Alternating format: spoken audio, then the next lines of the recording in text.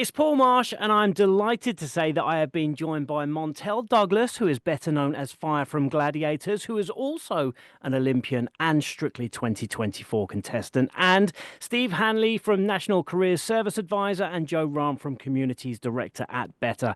Thank you all so much for joining me. Hi, Thanks. Paul. Thanks, Paul. If it's okay, I'm going to start with Montell. I'm going to start with you, if that's okay. Montell, you have lived probably about three lives already, haven't you? What a life you've led. Should be a cat. Changed my name to Fire. It's slightly got slightly little twins to it. Yeah, I feel like that actually hearing it out loud often. I'm almost like, did I really do all that? I'm like, I'm not tired from doing those things.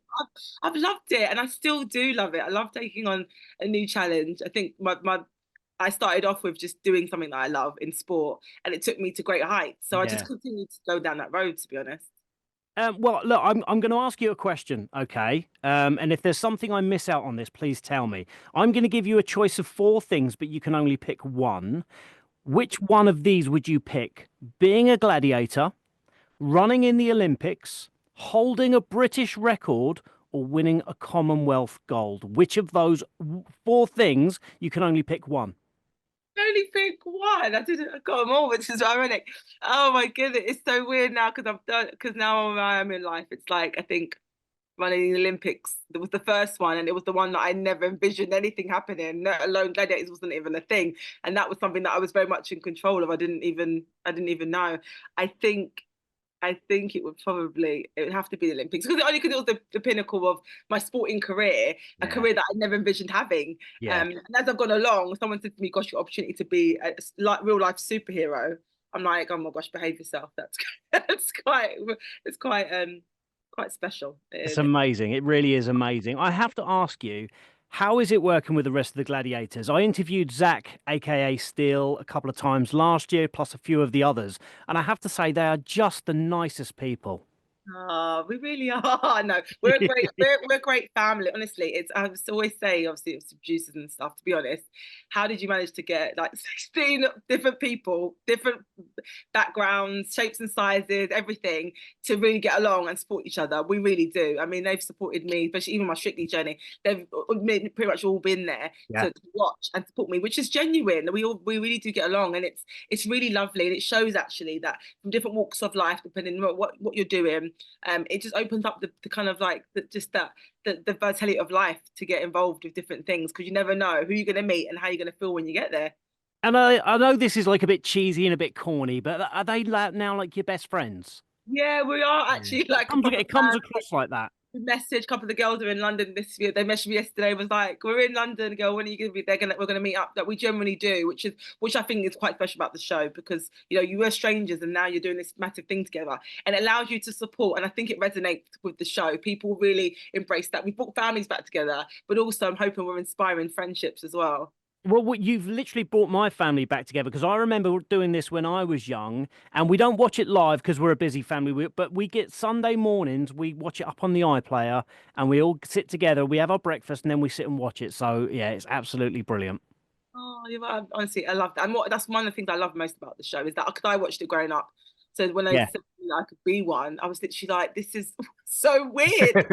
I'm that person. But I love that you can show to your friend, the kids that, they never knew about it and we did. And now you can all share it together, which I think is really, really it is special. fantastic. Now, like I said, you have done so much in your life. But I know that you're always looking forward, aren't you? You're always looking to improve yourself. So have you set any goals or New Year's resolutions for 2025? I know you're rehearsing for the Strictly tour at the moment, aren't you? But is there anything that you want to do in 2025?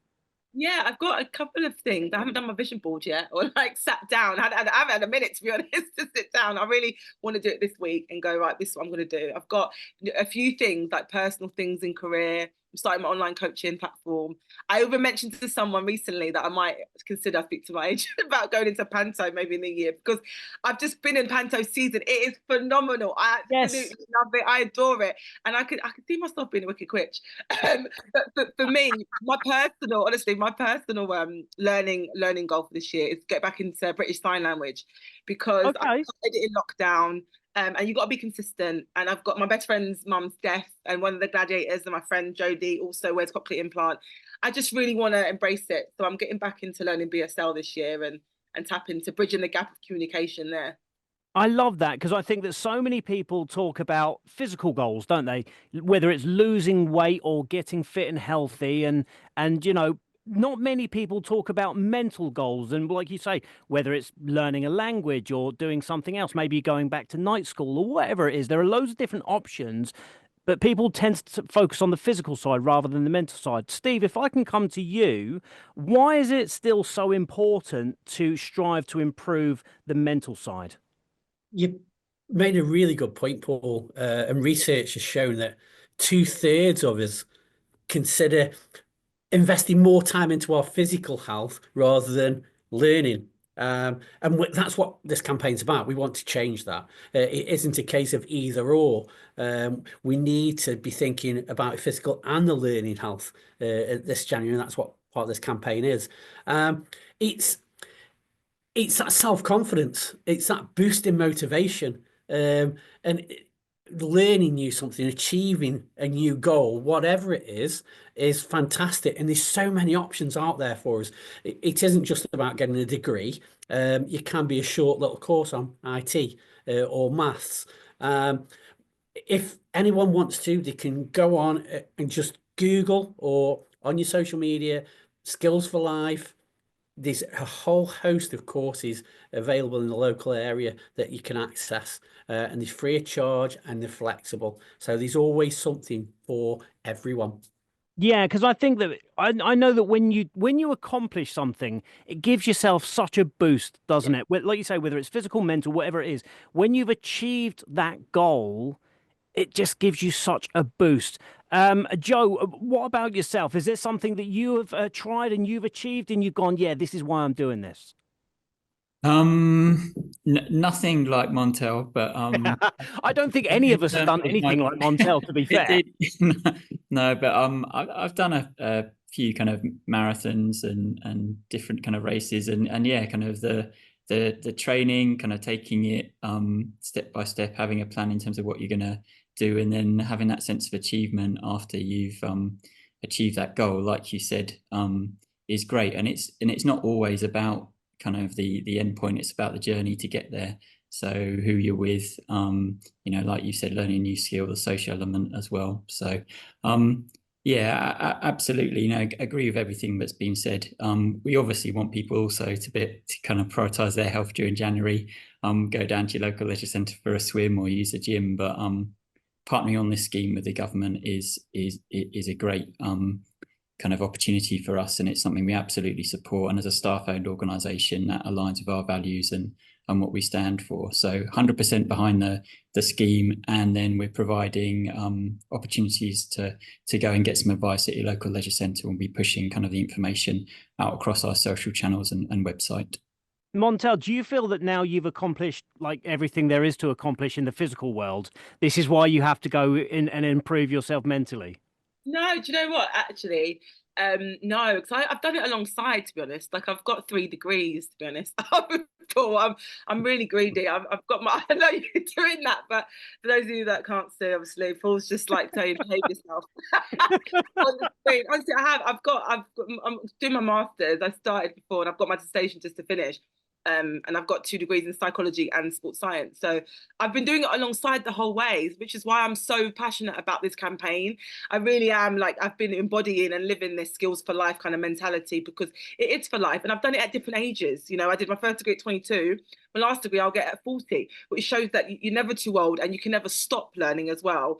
And you grow as a person while you're doing it, and the impact you have on your own personal life, maybe a grandchild's life, or even just people around you, is just something that you cannot replicate. You can't, we can't buy that. I think that having that offer in it is really special, and hopefully people are encouraged to take that on board for 2025.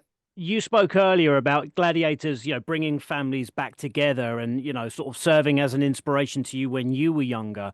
Do you think that that's important for, people of our generation now to keep doing that, to keep showing our children that, it's important to strive to, not only be fit and healthy, because we know that that's important, but also to strive to improve yourself in all areas that you can do? Yeah, it's because I think this time of our lives right now, we're all going through different changes, whether it's digital age and having to learn new skills as we've getting older, and having to have that shift with upskilling yourself in a career, or even just lifestyle. You know, instead a grandparent dealing with a child might have to upskill themselves digitally to help them with their homework or something. And now we're in an age where everyone is always looking at another thing that they can do, maybe to add extra income for themselves, make themselves a bit more self-sufficient, or even just more confident in moving forward somewhere to help someone else. That is super, super important to keep that close to you and that mindset to go, actually, it's going to help me regardless. Like, absolutely say yes. Go on there, look what courses go for you, and see just what you fancy, because I think that it's definitely life-changing. Steve and Joe, if people want to find out a little bit more about what you guys do and what you can offer, where can they do that? Steve, let's start with you, if that's okay. Yeah, absolutely. Search online, Skills for Life. It'll give you a whole host of information. But if you prefer, you can talk to your local careers advisor through the National Career Service. There's a free phone number, 0800 100 900, and they'll be able to talk to you about how to start that journey, because it is about that first step. And the options are so wide ranging. There's something for everyone, but it's taking that first step. And Joe? And yeah, we've got information on our website, better.org.uk. So that's got information on the Skills for Life program, but then also about improving your health and well-being in terms of local leisure centres and gyms. And if not, just go down to your local leisure centre or gym and speak to someone there. Montell, I was going to ask where people can find you, but I think if they turn on the TV or open their phone or look up into the sky, I don't know. I think you're going to be there, aren't you? Into the sky, that's a good one. I've been on the land track, I've been on ice. Maybe I can get in the air. Thanks for the idea, Paul. Good to chat. Thank you so much for joining me, Montell, Steve, and Joe. It's been an absolute pleasure talking to you. You too. Thank you, Paul. Thanks, Paul. Thank you.